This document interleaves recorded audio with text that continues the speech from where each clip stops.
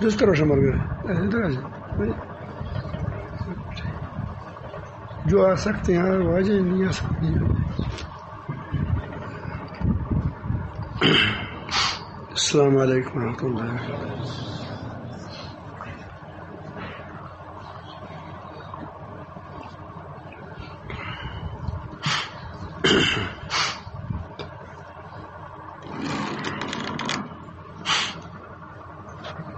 ساتھیوں نے مجھے فرمایا کہ آپ بات نہ کریں، مولانا عبدالغفار صاحب دامت برکاتہم العالیہ بات کریں۔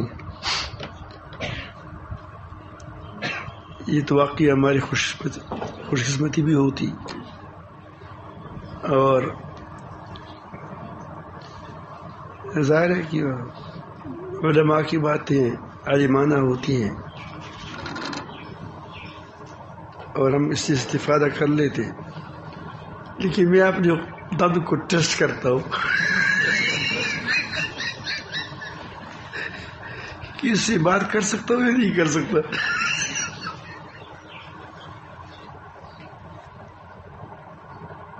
اس لیے دو چند باتیں آپ کے سامنے عرض کرتا ہوں، اگر طویل ہو گئی تو سمجھو کہ میری امداد کام کر رہے ہیں۔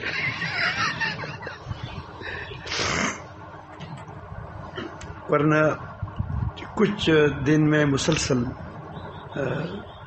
مشقت میں رہا، گھبراہٹ سے نہیں کہہ سکتے، مشقت میں رہا۔ اللہ تعالیٰ جل جلالہ نے قرآن مجید میں جگہ جگہ ہمیں ایک بات بتائی ہے کہ انسان کی ترقی سختیوں میں ہے، انسان کی ترقی سختیوں میں ہے، مشقت میں ہے۔ اس سے انسان کے اندر بہت اچھی صفات پیدا ہوتی ہیں۔ آپ دیکھیں جو آدمی ہمیشہ گاڑی میں چلتا رہتا ہے اور جفکش کا کوئی کام نہیں کرتا، وہ بڑا بزدل ہوتا ہے، بزدل، کمزور دل کا، تھوڑی سی بات ہو گئی اوہ بڑا ہائی ہوئی کرتا ہے۔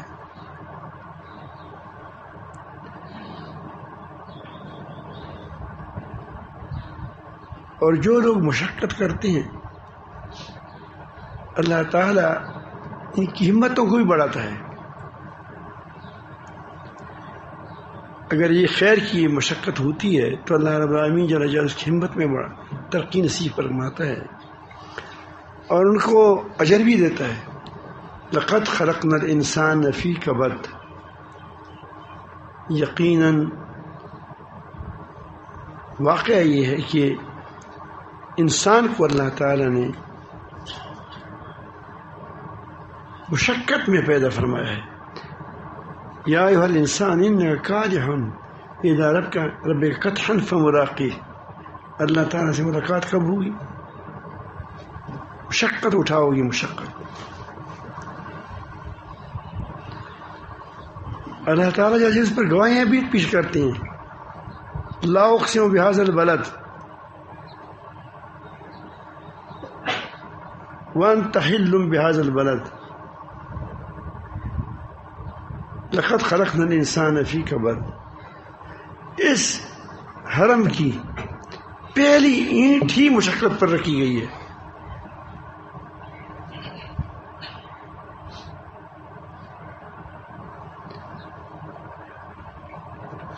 آپ دیکھیں ایک نوجوان بیوی کے ساتھ ایک چھوٹا سا بچہ، یہ اس کو لک ڈک میدان میں چھوڑنا ان دونوں کے لیے کتنی بڑی مشقت ہے۔ پانی نہیں ہے، آب و ہوا نہیں ہے۔ خود ابراہیم علیہ السلام فرماتے ہیں، دعا میں کہتے ہیں کہ میں نے اپنی اولاد کو بیابان میں چھوڑا ہے جہاں کوئی زراعت نہیں ہوتا، کوئی سبزہ نہیں اگتا، ایسی جگہ میں ہم نے اس کو بسایا ہے تیرے گھر کے لیے، تیرے گھر کے لیے۔ یہ کہ وہ لوگ نماز پڑھیں، یہ یہاں سے دعوت اٹھیں، اللہ والے بنے، تیرا گھر آباد ہو جائے نمازوں سے۔ پھر آپ کو واقعات معلوم ہے کہ پانی نہیں ہے، ہماری ماں دوڑ رہی ہے، پھر مشقتوں میں وہ حضرت ابراہیم علیہ السلام آگ میں چلے گئے، آگ سے باہر آئے،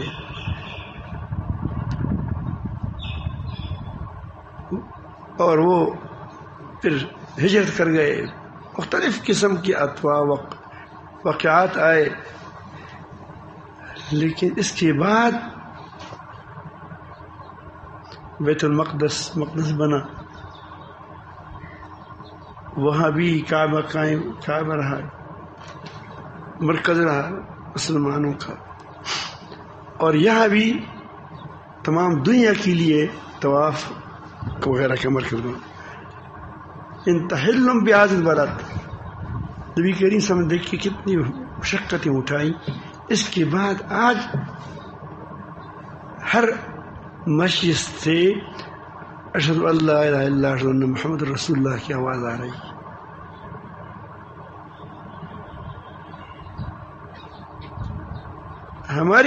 ہمارا حال یہ ہے کہ ہم کہتے ہیں کہ بس ہم بیٹھے رہیں، اللہ تعالیٰ کا قانون نہیں ہے۔ جب آپ کہو گے کہ انت وربک فقاتلا فإنہا ہنا قاعدون، تو پھر بیٹھے رہو گے، پھر میدان طے میں بیٹھے رہو گے، تمہاری قسمت میں کوئی جھنڈا لہرانے کا نہیں ہے، یاد رکھیں۔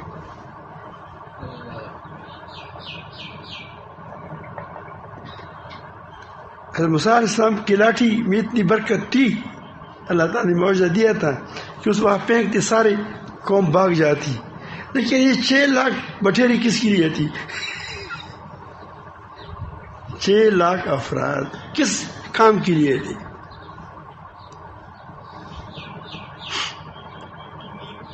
وہاں تو فرعون تھا، یہ غلام تھے، وہاں تو لاٹھی چلتی تھی، لیکن یہاں لاٹھی کو نہیں گزارا۔ وہ یہ نہیں کہتے تھے کہ تم خدا خود لڑو، مطلب ہے کہ تم ہمیں کرامتیں دیکھی ہیں، تمہاری عظمت، آپ کی معجزات دیکھے ہیں، تو آپ بس لڑو، ہمیں کیوں تکلیف دیتے ہو؟ ہم تو کتنے مزے میں ہیں، بٹھیرے کھاتے ہیں، پھر بٹھیروں سے بھی تنگ آ گئے،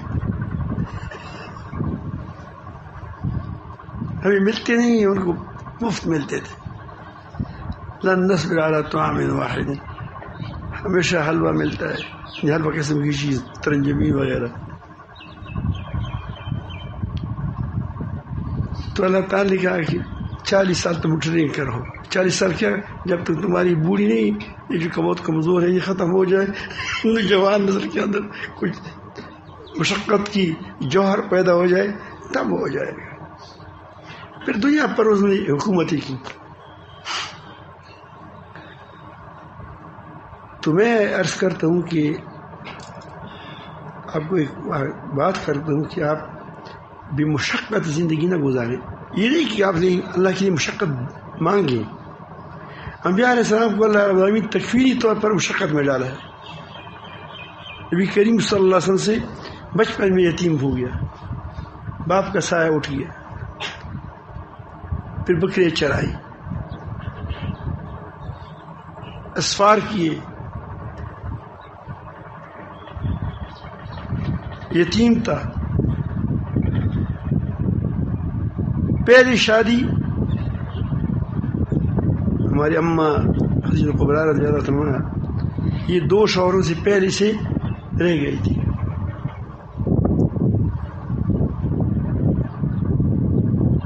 چالیس سال کی عمر تھی، یہ بہت وفادار، بہت۔ تو آدمی کے اندر دوسروں کا پیاس کا احساس اس وقت ہوتا ہے کہ جب خود بھی پیاسا ہوتا ہے۔ یہ روزہ ایک ریاضت ہے. روزہ کیا ہے؟ ایک ریاضت ہے. کسی کی بھوک کا احساس اس کو نہیں ہوتا جس کو پتہ نہ ہو. ایک بوڑھے کو بادشاہ نے مقرر کیا تھا کہ آپ ہمیں ہمیشہ احوال دیا کریں کہ لوگوں کی حال کیا ہے. مہربان بادشاہ تھا. وہ ہر مغرب کے وقت آتی کہ الحمدللہ سارے خوشحال ہے، کوئی تکلیف نہیں. اس نے وزیر کو کہا کہ الحمدللہ ہماری بادشاہی بہت ٹھیک ہے. یہ بڑوں کو چاہیے، یہ جو ہمارے حکمران ہے، بادشاہ ہے، وزیر اعظم ہے وغیرہ وغیرہ، کہ وہ اپنے چند آدمیوں پر انحصار نہ کریں، عملی میدان میں خود جانکیں کہ لوگوں کو کیا حوال ہو رہا ہے.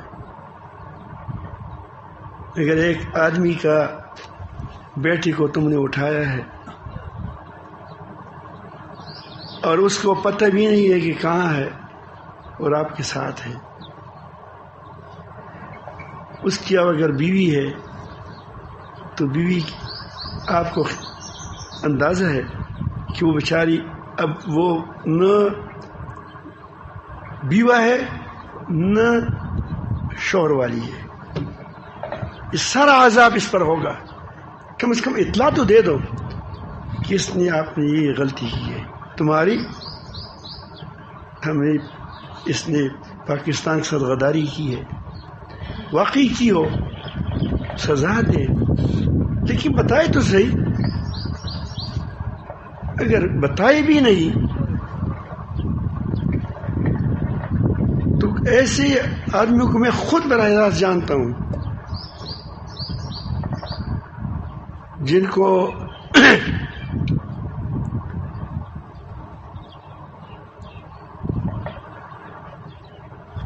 جنہوں نے پاکستان کے اندر لڑنا بڑھنا چھوڑ دیا کسی کے ایما پر. یہ ٹھیک نہیں ہے. جب اس کو چھوڑ دیا لڑنے بڑھنے کو تو ٹھیک چند دن کے بعد جب وہ کھیل گئے تو گھر میں بیٹھ گیا تو اس کو وہاں پکڑا گیا. ابھی تک غائب ہے. تقریباً 20 سال ہو گئے. 20 سال سمجھیں یا 15 سال سمجھیں. اب اس کے نہ بیٹا ہے نہ بیٹی ہے. اب یہ بیوہ جو اس طرح سر سے وہ اللہ پاک کے سامنے روئے گی تو کیا رب اس کی بات کو نہیں سن لے گا؟ وہ آزار لگتا ہی ہے. اس کو پتہ کیوں نہیں چلا کہ خود مزے میں ہے، خود مزے میں ہے. اس کو اس کا احساس نہیں ہے کہ ایک آدمی جب گھر سے اٹھایا جائے اس کی تمام خاندان پر کیا گزرے گا. اگر غلطی کی ہے تو صاف کہہ دو کہ یہ غلطی ہے، مار دو، اس کو پھانسی چڑھا دو اگر اس کی پھانسی کا حق ہے کہ چڑھایا جائے. لیکن اذیت میں رکھنا کی دراصل وجہ یہ ہے کہ لوگوں نے اذیت نہیں دیکھی. لوگوں نے اذیت نہیں دیکھی. جب خود اس پر آ جاتی ہے پھر اس کو پتہ چلتا ہے کسی کو تکلیف پہنچانا بھی کوئی چیز ہے. تو اس بڑھیا کو وہ ہمیشہ کہتی، یہ کیا تھی کہ آگے ارد گرد چند چپلوس ہوتے ہیں. وہ چند چپلوس پیروں کو بھی بتاتے ہیں، پیروں کے پاس بھی چند چپلوس آگے پیچھے ہوتے ہیں. وہ بات سناتے ہیں اس کو، بس اس کی بات مانی جاتی ہے. باقی سارے ہندو ہے اگر جس کی مرید ہے. کوئی نظیرہ کرا نظیرے کے علاقے والا مولانا نذیر صاحب، تو وہ اس کو کہتے ہیں بالکل ٹھیک ٹھاک ہے، حالات ٹھیک ہے. ایوب خان کو کہا جاتا ہے کہ بالکل حالات ٹھیک ہے. جب پاکستان آدھا پاکستان چلا گیا اس کے بعد اس وقت وہ بھی کہتا ہے کہ الحمدللہ حالات ہمارے قابو میں ہے. اس کو پتہ نہیں تھا کہ ہمارا پاکستان آدھا پاکستان چلا گیا. یہ وہ بوڑھیاں ہوتی ہے. کیا ہوتی ہے؟ وہ بوڑھیاں ہوتی ہے. تو وہ بوڑھی نے وہ کہتے ہیں حالات ٹھیک ہے. تو وزیر بڑا سمجھدار تھا. لیکن آدمی میں بعض لوگوں کی بڑی وہ قدر کرتا ہوں کہ وہ اگرچہ پہلے پتہ اس کو نہ ہو، جب پتہ چل جائے پھر وہ سنبھل جاتے ہیں. میرے میں بڑی قدر ہوتی ہے، چاہے وہ حکمرانوں کے تعلق حکمرانوں کے ساتھ ہوتا ہے. غفار صاحب پتہ ہے خواہ ان کا تعلق یا خدا خدیر ٹیلیفون نرلا ہوتا ہے چوالا جو کی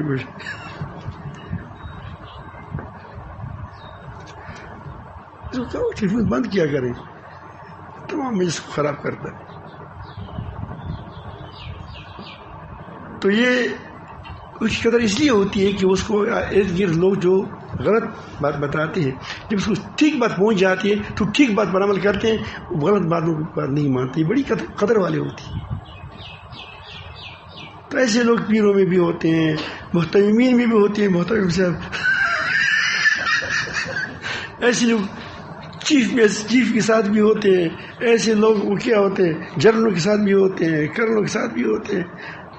تو آدمی آزاد سوچ یعنی وہ دیکھیں، عملی میدان میں چیزوں کو دیکھیں تو بہت بڑا فائدہ ہوگا انشاءاللہ.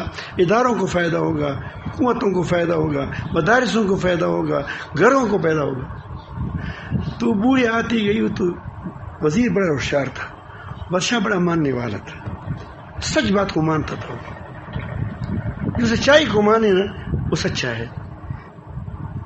جو سچائی کو جو جھوٹی کو سچا سمجھ کرے تو سمجھو کو یہ کیا ہے، ثاقب نثار ہے یا بندیال ہے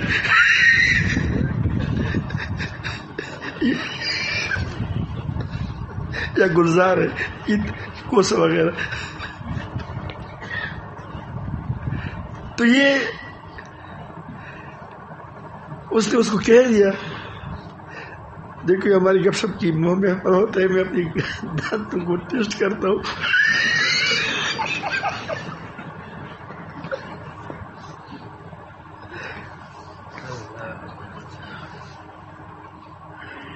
تو وزیر نے کہا کہ بوڑھے کو 2 دن بھوکا کر دے، اس کو کچھ نہ دے. اب جب حقشی میں ڈال دیا، روزے میں ڈال، بھوکا ہڑتال میں ڈال دیا، روزے میں ڈال دیا. بوڑھی کو کہا کہ تم فلان کام کرو، یہ آسان کام بتایا کہ وہ کام کرے. انہیں کھانا دیتا ہے، پانی ملتا ہے وقت پر. اس کو سامنے لوگوں کی تو بوڑھی نہیں تھی، شہزادی تھی، کچھ نہیں ملتا ہے تو جاتے ہے ٹوک مار. تو بادشاہ نے 2 دن کی بات پوچھا کہ بوڑھا لوگوں کا کیا حال ہے. انہوں نے کہا کہ ساری بھوک کے مر گئے، خود بھوکی تھی. جب آپ جفاکش زندگی گزاریں گے، آپ میدان عمل میں آئیں گے تو آپ پر لوگوں کی حالات واضح ہوں گے، آپ کے اندر خوبیاں پیدا ہو جائیں گی. آپ کو احساس ہوگا کہ بھوک کیا ہے، افلاس کیا ہے. کیا ہمارے وہ لوگوں نے جو ہمیشہ یہ ایوانوں میں رہتے ہیں، اس نے کبھی بھوک دیکھا ہے؟ اس نے کبھی یہ دیکھا ہے کہ ایک آدمی ایک پوری دن گزار کر آنکھوں تالیوں پر ہتھیلیوں پر اس کی مجھے تو پڑا کی ہوا یہ تو ہے، تو یہ وہ چالے پڑ جاتے ہیں، 5-10 روپیہ 10-20 100 روپیہ بکا دیں، اس پر ٹیکس لگایا کریں. ان کو پتہ نہیں ہے ان ظالموں کو، ہمیشہ خوشیوں میں رہے ہیں، اس کو پتہ نہیں. اگر یہ دوسروں کا خیال رکھتے تو اس وقت ہو سکتا ہے کہ یہ خود بھی عملی میدان میں کبھی اس نے اس نے فقر کی زندگی گزاری ہو. صحابہ کرام کے پیون تھے گریبانوں میں، قمیصوں میں. جب عملی میدان میں آئے تو لوگوں کو کپڑے پہنائے، لوگوں کو خرچے پہنچائے، کیونکہ اس کو احساس تھا کہ فقیری کیا ہوتا ہے، غریبی کیا ہوتا ہے. یہ ہمارے ہاں یہ اس لیے نہیں ہوتی کہ وہ ہمیں جفاکشی زندگی کی جفاکشی دیکھی ہی نہیں ہے. یہ جفاکشی کیا ہوتی ہے؟ حالانکہ انسان کی خوبیاں، انسان کو ابھرنا، انسان کو ترقی کرنا، یہ ہوتا ہے جفاکشی میں. آپ دیکھیں، آپ کو اللہ تعالیٰ نے پاؤں دیے، آپ پاؤں پہ چل سکتے ہیں. ایک تو دور کا سفر ہے یا ضرورت ہے تو ہوتا رہتا ہے. آپ کہتے ہیں کہ مجھے ویل چیئر میں بچاؤ، ایک تو ویل چیئر میں ویسے بیٹھ جاتے ہیں، تو اس آدمی کے پاؤں پھر کام چھوڑ دیں گے، کیونکہ اللہ تعالیٰ قدرت کا نظام ہے. وہ کہتے ہیں کہ یہ پاؤں سے کام نہیں لیتا، وہ ضروری کام ہے وہ بھی نہیں لیتا اس سے، تو اس کی پاؤں کی کیا ضرورت ہے؟ جب ضرورت نہیں ہے تو اللہ تعالیٰ بے ضرورت کام نہیں کرتا، اس کو پاؤں لے لیتا ہے. آپ دیکھیں جو لوگ یہ بہت سہولت کا عادی ہوتی ہیں، ان کے ہمیشہ آپ دیکھیں وہ کرسیوں پر بیٹھیں گے. تو کرسی پر نماز، کرسی آپ دیکھیں، میں دیکھتا ہوں کبھی قطاریں لگی جاتی ہیں کرسیوں کی. علماء نے فتویٰ دیا ہے، لیکن فتویٰ اس لیے نہیں دیا ہے کہ آپ اٹھ سکتے ہیں، فرض نمازوں پر پڑھ سکتے ہیں، پھر بھی کیا کریں، پھر بھی کرسی پر بیٹھے. تھوڑی سی آسانی ہوتی ہے کرسی میں، یہ کوئی طریقہ ہے آسانی کے لیے نہیں، یہ ضرورت کے لیے ہے. کیا کرسی پر نماز مجبوری کے لیے ہے، کسے؟ معذوری کے لیے، معذوروں کے لیے، نہ کہ آسانیوں کے لیے کہ مجھے تکلیف ہوتی ہے. یہ بہت زیادہ بہت غلطی کرتے ہیں یہ لوگ. تھوڑے سے تک جاتے ہوں کہ میں کرسی پر بیٹھتا ہوں. اللہ، اب دیکھیں بہت مسجد میں بات دیکھا قطاریں لگی ہوئی ہیں مسجد میں. بوڑھی بوڑھی تو بڑے کوئی ریٹائر ہوتا ہے، کسی کوئی کہاں سے ریٹائر ہوتا ہے تو وہ تھوڑا سا مشروط بھی ہوتے ہیں، پہلی صف میں بیٹھتے ہیں، سارا صف وہ گھیر لیتے. میں بات اس لیے کرتا ہوں کہ آپ تھوڑا سا انسان سوچیں کہ اگر ایک آدمی کھڑا ہو کر اللہ پاک کے سامنے رکوع کر سکتا ہے، سجدہ کر سکتا ہے، تو وہ کیوں کرسی پر نماز پڑھے؟ اگر نہیں کر سکتا تو معذور ہے. اگر آپ سجدہ لگا سکتے ہیں سجدہ لگائیں، اگر آپ کھڑے ہو سکتے ہیں تو کھڑے ہو جائیں، اگر آپ رکوع کر سکتے ہیں رکوع کریں، جو تم سے ہو سکتا ہے وہ کریں. آپ دیکھیں اللہ تعالیٰ آپ کو آگے ہمت دے گا.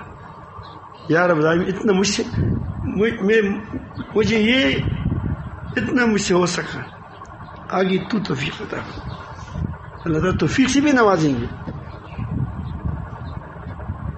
لا یکلف اللہ نفسا الا وسعها. اللہ تعالیٰ کسی پر اتنا بوجھ نہیں ڈالتا جو اس کو اٹھا نہیں سکے.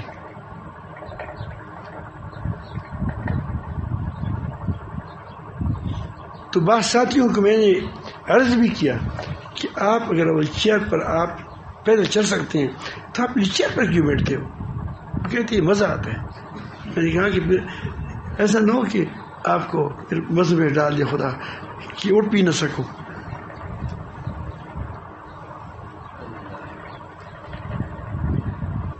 میں یہ بات اس لیے کیا چونکہ یہاں بہت سارے اہل علم بیٹھے ہیں، صوفیاء بیٹھے ہیں، مشائخ بیٹھے ہیں، پیران نوستی. یہ لوگوں کے اندر بہت زیادہ وہ ہوتے ہیں کہ وہ کہتے ہیں کہ گویا اگر میں نے ویل چیئر پر بیٹھ گیا تو میں بڑا بزرگ بن جاؤں گا. اس سے بڑا بزرگ نہیں بن جاؤ گے کرسی پر بیٹھ کر نماز پڑھنے سے. نبی کریم صلی اللہ علیہ وسلم 2 آدمیوں کے کندھوں پر ہاتھ رکھ کر آ گئے، نماز میں آتے تھے.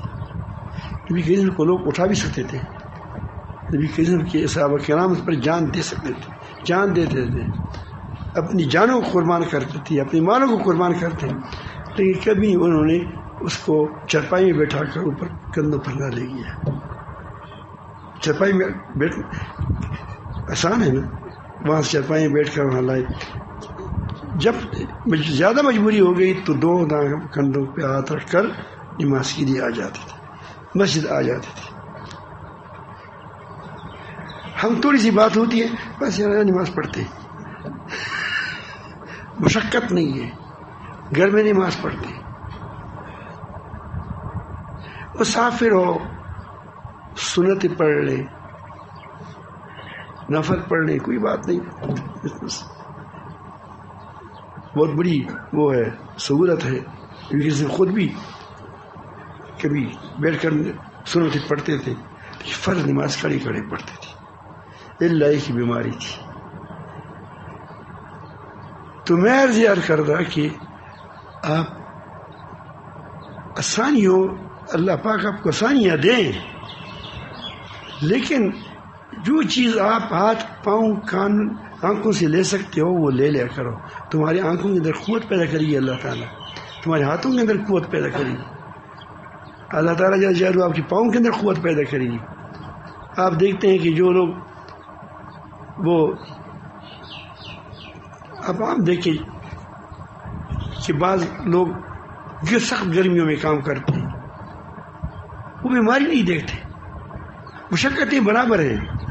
کسی گھٹنے درد کرتے ہیں، کسی کو تھکاوٹ سے بازو درد کرتے ہیں، تھکاوٹ والے نیند کرتے ٹھیک ہو جاتے ہیں، گھٹنوں والے ٹھیک نہیں ہوتے. حساب کتاب برابر ہے. کسی کو اللہ تعالیٰ نے اتنی لذت ڈالی ہے ساگ میں کہ وہ بادشاہوں کو وہ قورموں میں، قورمہ کہتے ہیں، کیا قورمہ کہتے ہیں، قورمہ، کیونکہ وہاں ایک جگہ بیٹھے تھے بادشاہ، وہ دیکھا کہ قورمہ ہے، تو قورمہ ہو یا پھر نہاری ہو، کیا کہتے اس سے دو نوالے کر کے بس سیر سو جاتے. اللہ اکبر. ایک فقیر آدمی ہے، بھوکا آدمی ہے، اس کو خشک روٹی مل جائے، اللہ ایسا کر کھاتے ہیں کہ آدمی کہتے ہیں کہ خالص مزے میں کھاتے ہیں، بہت خوش ہوتا ہے، اس میں مزے بھی ہوتا ہے.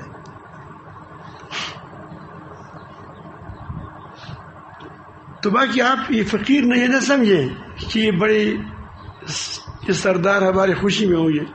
خورے پسار کوئی خوشی نہیں ہے اس کی. یہ کوئی خوشی ہے کہ نیند کے لیے گولیاں کھاتے ہیں؟ یہ کوئی خوشی ہے کہ تمام دن کہتے ہیں کہ ہائے کرسی نہ جائے، کرسی نہ جائے؟ یہ کوئی کرسی ہے؟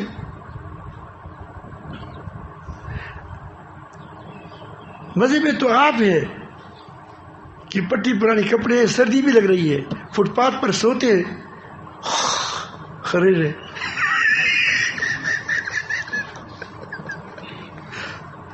تم خوش ہے، وہ خوش ہے.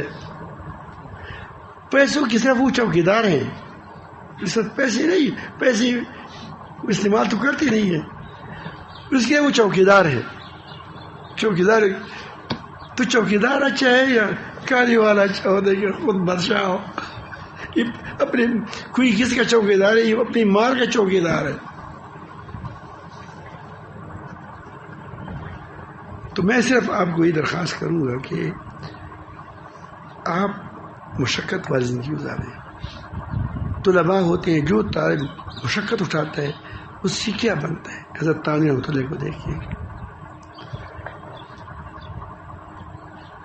آپ شیخ الاسلام صاحب ہمارے استاد محترم، اس کے ساتھ میری ایک دن ان کو ملاقات پر اس نے خود فرمایا تھا، کہا تھا کہ چونکہ اب اس کی ذمہ داری، میری ذمہ داری بڑھ گئی ہے، اس لیے ملاقاتوں میں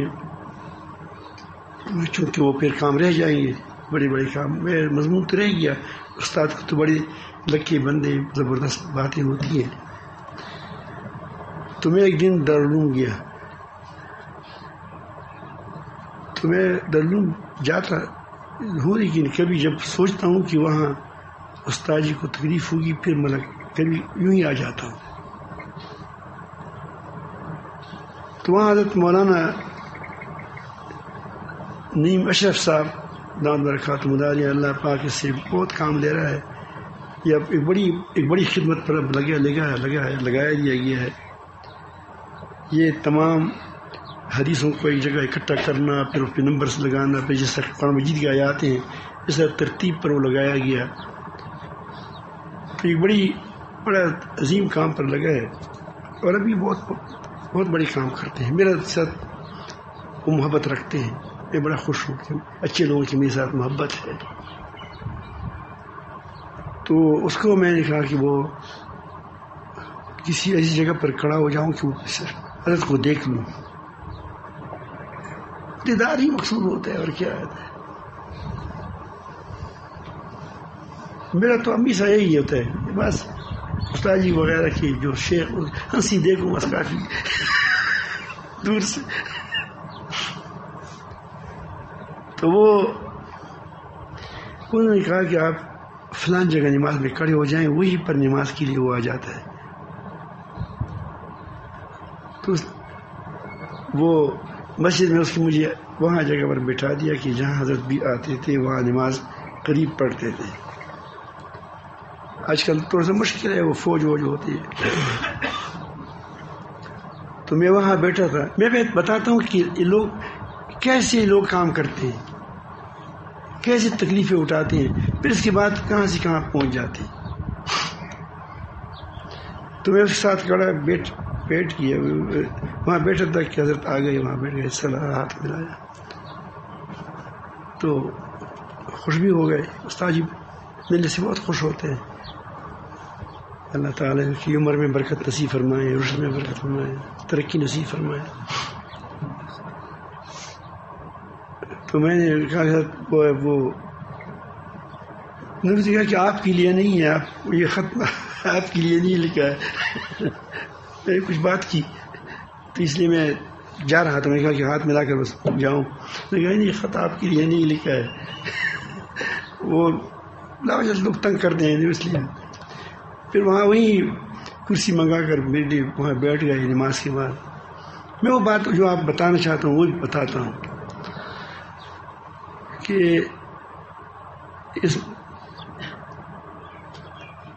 تو حضرت نے بتایا کہ میں نے بات کتنے بڑے، مجھے اللہ پاک معاف فرمائے، مجھے پتہ نہیں چلا، لیکن کوئٹے سے اس نے سفر کیا، تو پھر جہاز کوئی ملتوی ہو گیا، کیا ہوا، پھر سفر گاڑی میں کیا، اور پھر وفاق المدارس کے صدر بننے کی وجہ سے اس پر اور بھی بوجھ آ گیا تھا، اور کچھ بہت زیادہ کام تھے۔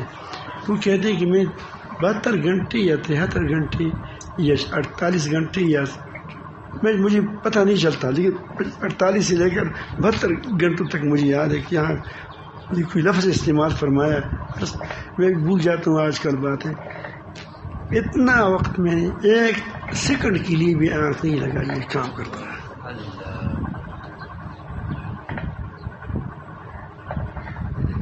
ایک آدمی اتنا ذمہ دار ہو کہ ایک سیکنڈ کے لیے اس نے آنکھ نہ لگائی ہو کہ وہ یہ کام رہ گیا ہے، یہ کام رہ گیا ہے، یہ کام رہ گیا، کتنی بڑی مشقت ہے۔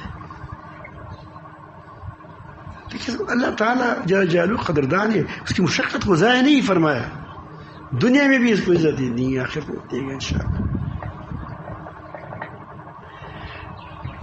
آپ حضرت تانوی رضی اللہ کی زندگی کو دیکھو، حضرت شیخ رضی اللہ کی زندگی کو دیکھیں کہ اس نے کباب نہیں کھایا ابھی تک۔ وہ کہتے ہیں کہ بازار جا کر خود فرماتے ہیں حضرت شیخ رحمۃ اللہ علیہ کہ میرا ایک دوست تھا، وہ میری والد صاحب اس لیے اس نے کباب لایا تھا اور وہاں رکھ دیا تھا اس کی کمرے میں، وہاں وہ بھی رہتا تھا، تو ہمیں باہر جانے کی اجازت نہیں تھی۔ تو جب اس نے کباب رکھا تو اس کا ساتھی باہر چلا گیا، تو جب والد صاحب آ گئے اس نے کباب کی خوشبو آئی، تو اس نے کہا کہ یہ، اور میں اس وقت مجھے تقاضا ہوا، لیٹرین میں گیا تھا، تو اس نے کہا کہ اس نے یہ کباب لایا ہے، حضرت شیخ نے کباب لایا ہے اور وہاں رکھا ہے، اب وہ بہانے پر لیٹرین چلا گیا ہے، تو لیٹرین گرے باہر کڑا ہے کہ جب آ جائے تو کسی خوب تپڑ مارو کہ تم سبق کے دوران نہیں وہ جو اسباح تم اپنے وقت ضائع کرتے ہو، کباب کے لیے آصف بازار جاتے ہو پھر کباب لاتے ہو. چھپایا اب لایا ہے چھپایا. اس وقت استثناء میں اللہ تعالیٰ کی خیر کیا کہ میرے ابو کو دوست بھی وہ آ گئے. اس نے کہا کہ آپ کے لیے میں نے کباب لایا تو میری بچت ہو گئی. میری دیکھو پھر عرصے مطلب نے کیا کام کیے ہیں وہ آپ کے سامنے ہیں. پوری دنیا میں فضائل اعمال جو پڑھی جا رہی ہے واقعی بہت بڑی تعداد میں پڑھی جاتی ہے. سب سے زیادہ پڑھی جاتی ہے. سب سے قرآن مجید پڑھا جاتا ہے. پھر دوسری کتابیں جو ہمارے دین درسگاہ بلکہ باقی تو سب ہی پڑھا جاتا ہے. ہر مسجد میں پڑھا ہوا ہوتا ہے. اور اللہ تعالیٰ نے اوجز کی کتاب اور کنز المتواری بڑی بڑی کتابیں اللہ سے لگوا دی. اور ان کی جو اللہ تعالیٰ ہم تو نکمے ہیں لیکن اللہ تعالیٰ نے بہت سی اس سے کہ جو خلفات ہیں کوئی جگہ ایسا نہیں ہے کہ اس نے وہاں سے اللہ کا ذکر کا غلغلہ نہیں کیا. اگر یہ کہا جائے تو مبالغہ اس میں نہیں ہوگا کہ ذکر کی مجالس شیخ رحمۃ اللہ علیہ کی وجہ سے اللہ پاک نے قائم کی ہے. بلکہ بعض کمزور لوگوں سے تو یہ بھی سنا گیا کہ یہ تو شیخ کا ذوق تھا. کہ شیخ آپ کو قرآن مجید میں ہے ذکر اللہ کا ذکر کرنا ہے اور حدیثوں میں ہے ذکر کی مجالس کی بات حدیثوں میں آئی ہے.